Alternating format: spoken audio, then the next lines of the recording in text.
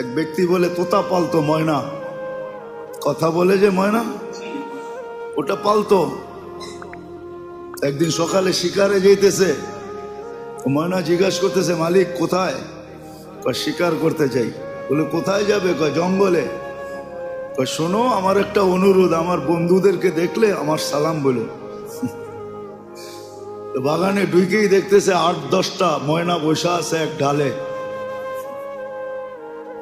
তো দেখা ওই নিজের ময়নার কথা মনে উঠছে, ওনা সালাম দিতে বলছে বন্ধুদেরকে, সম্বোধন করে বলতেছে তোমার মতো, তোমাদের মতো একটা তোতা আমার কাছেও আছে, সে তোমাদেরকে সালাম দিছে। বলতে দেরি 10-12টা ডালের থেকে ওই মুহূর্তে পুরা মরতে দেরি করে নেয়, সাথে সাথে পড়ছে আর মরছে।